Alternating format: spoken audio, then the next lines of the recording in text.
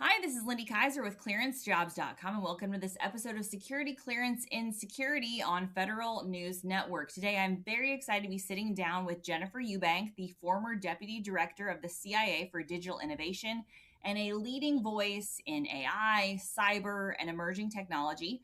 She's going to be talking about how we can explore topics like artificial intelligence and how it's reshaping federal missions, governance, and the national security workforce, from redefining what readiness and digital competency is to building accountability and guardrails for AI systems. Jennifer is really an expert in this space, and so I'm really delighted that she was willing to take the time to chat with me. So thank you so much, Jennifer. I really appreciate it.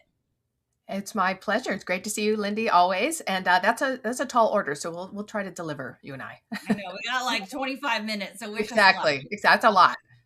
So you have emphasized that the way we evaluate digital capabilities and the people who use them must change. So that's obviously like that I think one of the reasons I reached out is I saw some posts you've had online and some of your kind of influence in this space, and you're really talking about how do we get to the next step, which is I'm a big problem solver person. I think we have that in common. So I love the way you're framing this.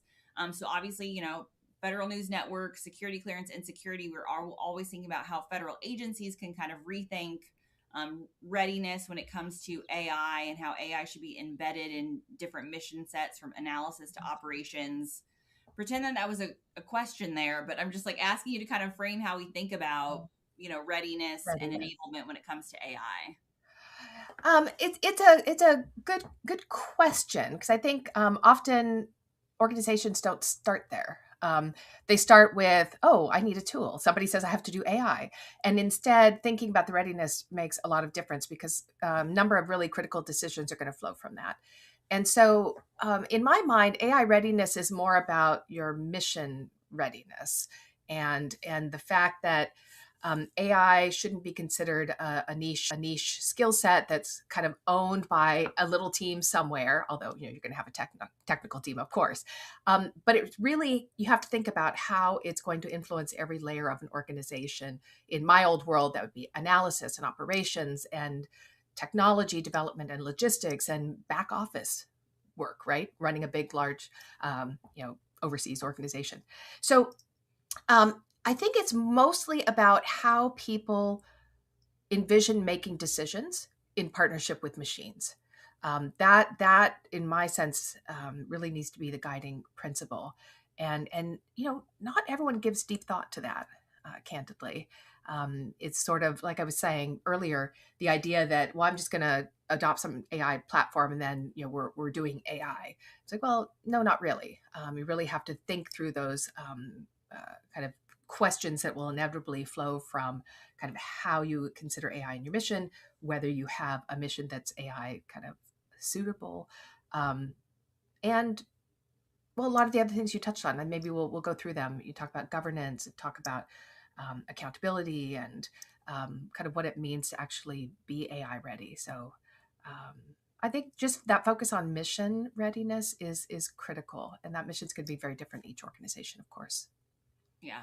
So yeah, maybe we can like continue on that. You said that the U.S. government can no longer treat digital skills as optional. Maybe like talk about what you mean by that. Like, Yeah. so an AI enabled workforce, like what does that kind of look like? Yeah, it's a great question. I am a child of the analog era, so my last coding class, I'm not embarrassed to tell everyone, was Fortran punch cards in the early '80s at UC Berkeley. So if you've got an old OT system that runs on Fortran, I'm your girl. But otherwise, I'm not a coder and I'm not a data scientist. And so, in a sense, I consider myself an interesting use case. And so, when I was still at the CIA, what we did, what I had mandated was a foundational digital acumen certification for everyone in our directorate, so our global workforce of several thousand people.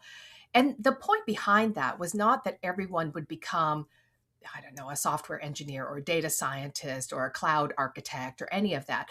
But we needed foundational knowledge of how these capabilities function and what their appropriate uses are and how they all fit together in order that as an organization we had a common lexicon and we could actually start collaborating much more productively and efficiently. And so from my perspective, having that, it really wasn't a huge lift, to be honest. These are very small modules. It's lexicon. It's simplified.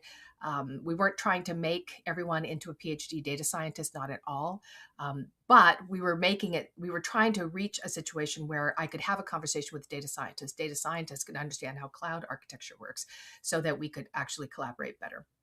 So, first of all, I think that's a foundational skill set that anyone coming into into the federal government. I spent a lot of time working overseas with foreign governments, but into the federal government should consider honing. Right? If it's not something you feel you have, it's not that hard. So much is available online. It's not expensive. It won't take tons of time. You can do it in little bits and pieces along your busy day.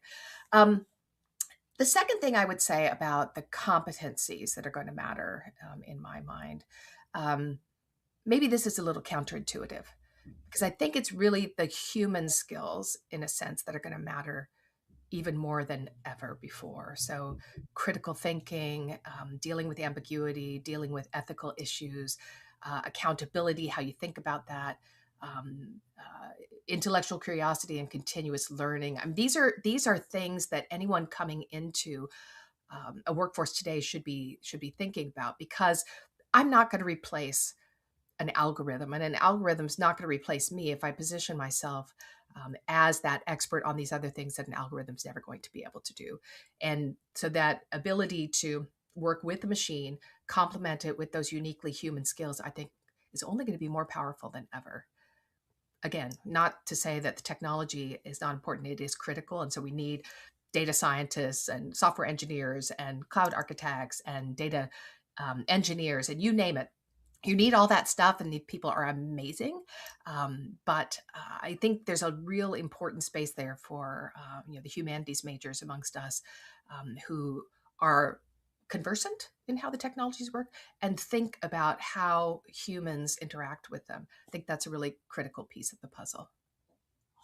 This is why I wanted to talk to you so much, Jennifer, because I feel like I have like you always make me think about bigger picture things and other things. I feel like I have 4 follow-ons from that, because that is, I feel like AI is a lot of times where cyber was at the beginning of my career. Right, we were talking about cyber was everything, and we had this focus on cybersecurity, and I was like, well, what isn't cybersecurity? Right, we all have to protect our machines, but they're, and then when we were hiring for cybersecurity skills, and obviously that's big with clearance jobs, we see now like there's AI across all of these job descriptions, but the number of actual AI practitioners, people building this technology, is very small, and they're typically not called AI engineers. They're typically data scientists or other expertise, and they're fueling all of this technology. But there is this kind of trickle down effect, like we saw in cyber 15 years ago, maybe, that and I don't know how.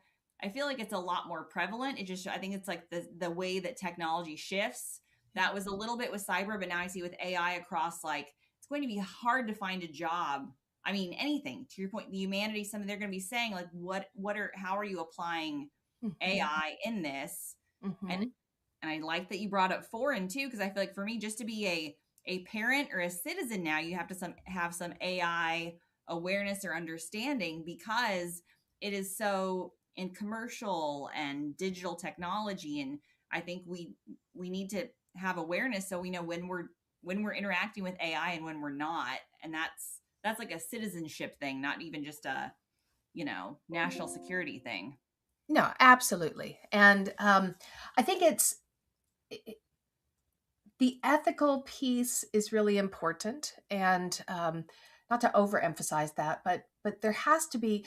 Let's put it this way: it can't only be lawyers and technologists who think about how an algorithm is going to affect a mission, how it's used, how the data is used, privacy, what the outcomes are. Okay, you're going to need a lot of technical skill there to evaluate that, but you're also going to need other perspectives. And so I was in a job once many years ago where people would come to me frequently with proposals that had passed legal review. And so their version of proposing some operation was, well, I'm told that it's legal. I said, okay, we're having a different conversation. Is it the right thing to do? So I think there's that space in AI today. And not to go off on a tangent, but I'm glad you mentioned cyber, because there are a lot of similarities in my mind to where we were with cyber. Everyone talks cyber, 10 years ago, 15 years ago. But there's a really interesting piece in there that I think the federal workforce is going to have to kind of optimize for in terms of hiring and training people. And the confluence of AI skills and cybersecurity skills, cyber defenders, that is really rich. And so I think our best, our most capable and impactful cyber defenders in a few years are going to have a pretty high level of fluency with AI. It does not mean they have to be data scientists, but they're really going to need to understand data, how the systems work, how algorithms work as we bring in, let's say, automation, AI enabled automation in the cyber defense realm. Because as I keep reminding people, the only way you can fight machine speed attacks is with machine speed defense, asterisk, with humans. And so I think that space is one really interesting one to watch for the federal workforce. We're going to need more, and that's not always something you can hire for. And maybe that's one last point I'll make on this issue of kind of competencies. It's such a fast moving field. Let's just think about technology, digital technology generally. Everything's changing all the time, every day. So if I'm hiring for, let's say, what is important today, the hiring pipeline might be 4 months, might be 6 months. In some places, it might be a year. Who knows, right? If you've got a security clearance, that's going to draw it out. So I'm aiming for a position that the world has already gone past, quite distant. So we really have to be thinking about finding people who have, okay, some foundational skills, some certifications where it's really necessary, particularly in technology fields. However, they have to be people who are going to be curious, intellectually curious, eager to learn, able to learn and adapt, and kind of with the hiring organization bringing that capability along, helping them stay fresh, learn the latest things, and apply that to whatever their mission might be. Yeah. No, I think that's so important. I mean, we talk about that all the time. Your capacity for, asking the right questions even and Mm-hmm. trainability are so important with this emerging technologies. It's been an ongoing issue when it comes to the security clearance process, right? Because of how slow things move. That yeah, if you're looking that the skills and the technology is changing, and it's the pain point of some of these contracts even that are written with skills like and years of experience requirements that are longer than the technology is. We always like come across as we're like, It oh yeah, makes no sense.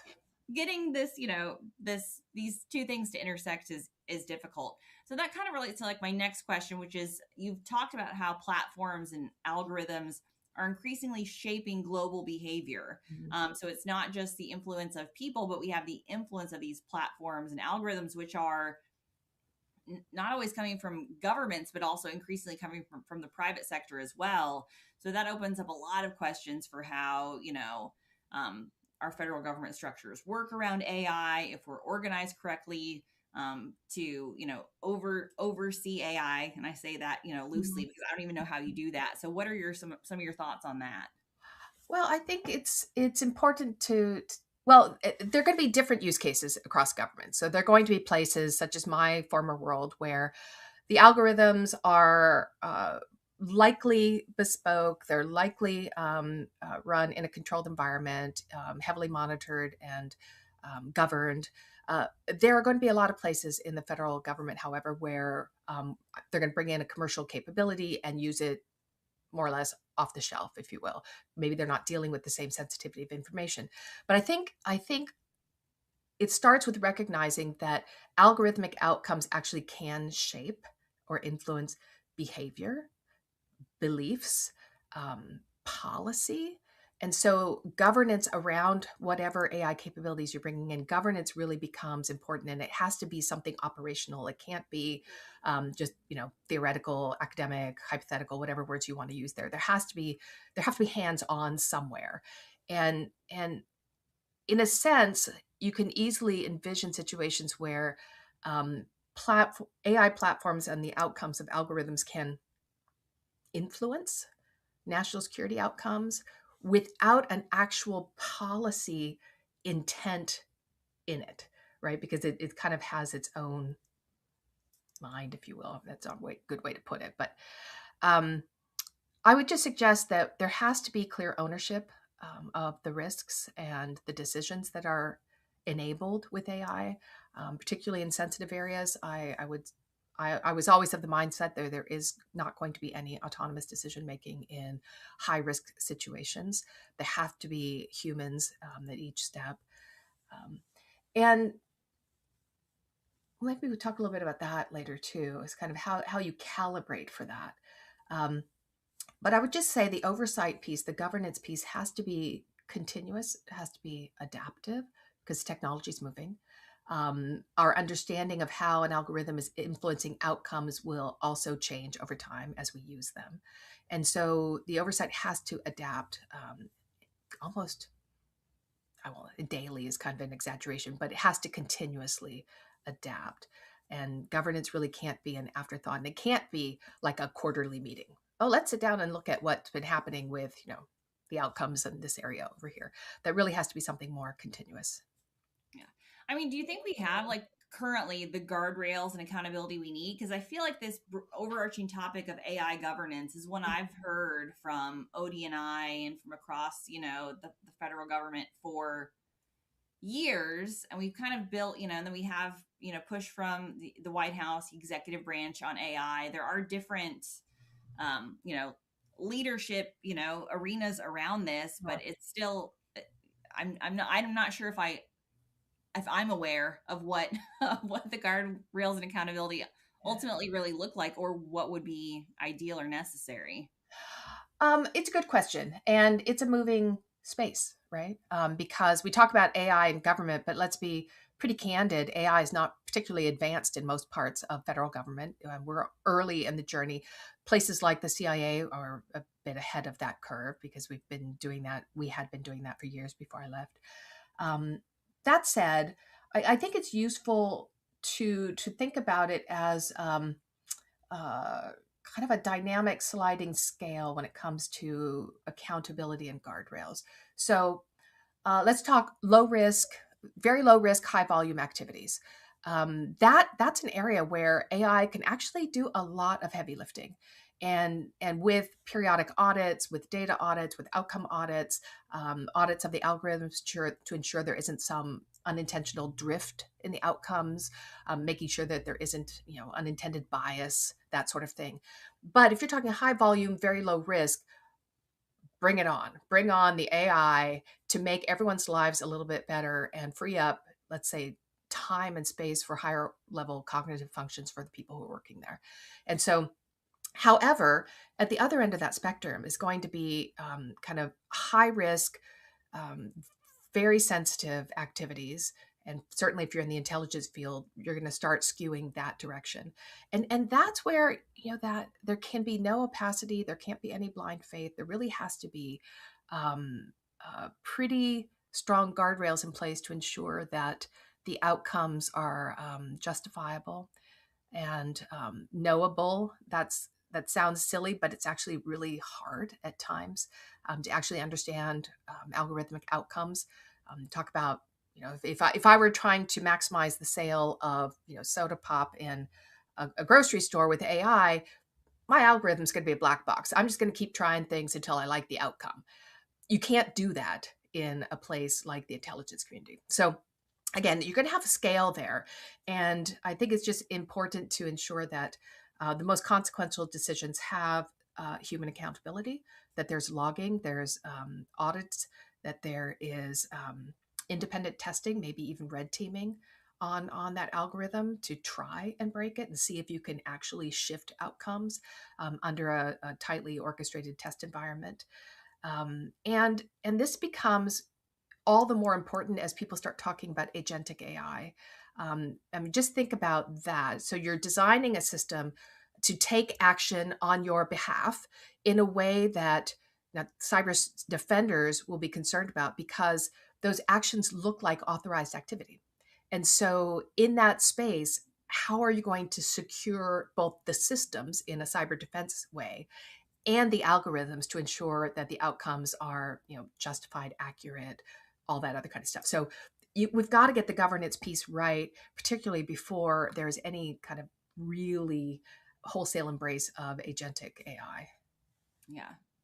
No, and I love that you brought up the point that there are a lot of opportunities for efficiencies in this in government right now. I'm even thinking about overclassification, right, and that topic, and the required mandatory classification review process. It's like that is for sure an area that's rife for, to your point, a lot of machines can do a lot of help and very much minimize the manual oversight that's typically been required for a lot of that work. 100%. I happen to be an advisor for a company that's working on that capability right now for the IC, and so it's a space that has tremendous promise. It will really relieve a lot of pain, both for those who submit items for classification review and those who review them. Right? It's a human-intensive activity right now. It is thankless. And as a hundred hats I wore as deputy director for digital innovation at the CIA, one of them that came as a surprise that I was the CIA's FOIA officer, the authority that would sign the FOIA report every year. And I'll tell you, that is super painful. So bring on the AI. Yeah. Oh, I thought about that with my pre-publication review for my tiny little book, which I was like, that was a DoD, and I was like, there has to be a robot. Like, I guarantee you, all of this was sourced from like open source, and I literally, those are the kind of things that I know folks who work in this field were like, there's just so much that they're, but it's still very. I mean, we just have a lot of processes that are still very human centric, and I love humans, but I mean, I think really. I prefer them to the robot overlords for sure. Yeah, but we could have some help. So again, you've talked about, this kind of ties in, the rapid acceleration of AI use cases across federal agencies. So kind of removing it from just kind of dabbling at the margins, like a lot of federal agencies are trying to do now. But talk about some of those cultural or bureaucratic barriers that might be holding back the government from AI adoption at scale, which is really kind of where we're at now. It's a good question. I guess I hinted at it earlier. In a sense, how to put this? Adopting AI is not, let's go buy a platform and try to stick it on our systems. That might be a step somewhere.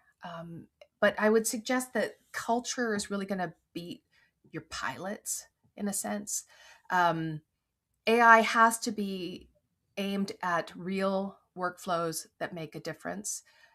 It shouldn't be, let's say, a separate project in an innovation lab, or I used to call them innovation zoo somewhere.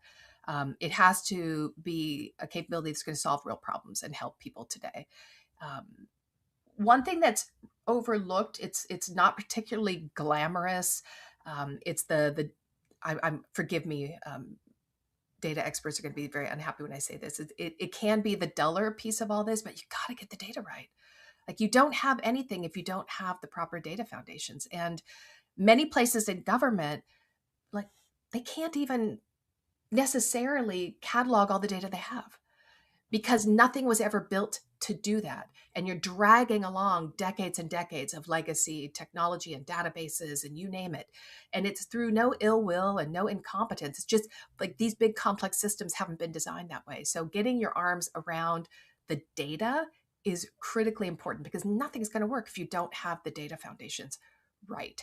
And so quick kind of tangent or a vignette on that is that one of the reasons that we created the Office of AI at the CIA and appointed the CIA's first director for artificial intelligence, and this was a couple of years before the federal mandate to do that.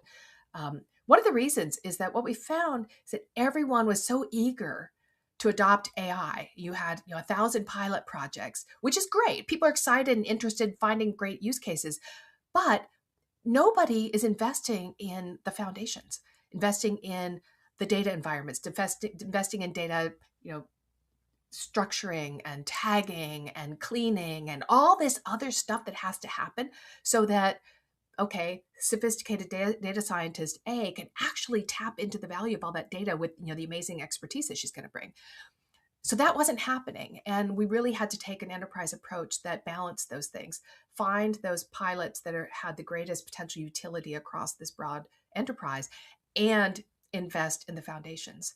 And so what that does, it might slow down a little bit of the pilot work at the beginning, but then you've got that kind of almost exponential curve where then you're going to speed up adoption later because you can actually build it on something that is reliable and knowable. So treating AI as an operational capability is really important. It can't be a hypothetical that's built in a lab somewhere and delivered over a transom. It has to have owners. It has to have metrics. It has to have the guardrails we've talked about. And then the other piece is preparing a workforce, right? You have to invest a little bit in training, incentives, culture. All that stuff is really going to matter because you're going to have a lot of people in the federal workforce, like myself, perhaps, who joined in the analog era and never had the opportunity to use AI and didn't spend a whole lot of time coding. You're going to need to bring those people along. Oh, and by the way, many of them are going to be in leadership roles now. So you're going to need to bring them along in a way that balances their busy schedules with what they really need to lead. So that piece is in training is how you also drive the culture in a sense. And then the last thing is measure what really matters. Measure the impact of the new work. Communicate that to a workforce to get people interested. But there are a lot of things that hold people back still. I think there's a lot of things that hold government back, and not to be too unkind about it, but is many places just have really messy data environments. And again, as I was saying, it's not a criticism per se. It's just the way that systems have developed over decades. It's really messy. Second is that there is an understandable focus on compliance over risk management. There's always going to be risk in what you do, but I think what often gets overlooked is the risk of not moving, not adopting. Everything plays out against a competitive backdrop. And so in my world, we had hostile adversaries who were the competitors. And so, yeah, you're going to have to take on a little bit of risk because the greater risk was standing still when that adversary is moving really fast. And you can translate that across a lot of different areas in government. The adversary is going to be different, but there is huge risk in not moving. I think there can be fear of failure. That's kind of it's disincentivized in government because of the way the talent system works and how people are rewarded. That's a cultural and leadership challenge that directors, secretaries, I think really need to focus on to enable their workforce to take risks, to experiment and fail occasionally, and to understand that that's actually a path to success. And the last, I just touched on it, I guess, is talent systems. We still reward in government, even though the wording doesn't say this, in many ways, you reward tenure. And so those who've been around the longest, and those who've been around the longest have incredible knowledge, don't get me wrong, but I think there needs to be a bit of a shift where you're starting to reward adaptability, innovation, and those long-term leaders who have actually, adapted. I think, there needs to be a bit more of that and moving away from the traditional talent management system in many places in government. Yeah. I love it. I couldn't have ended it any better than that. So you gave us 3 takeaways. I mean, I love your focus on, it's beyond pilots and tools. It really is the culture. It is the way we innovate and the path forward. So Jennifer Ewbank, expert, advisor, innovator across the federal government. I really appreciate your taking the time to chat with me today. Well, my pleasure, Lindy, and thanks for the invitation. As I said, it's always great to see you. Thank you. It's still Christmas in my heart and my office. So there we go.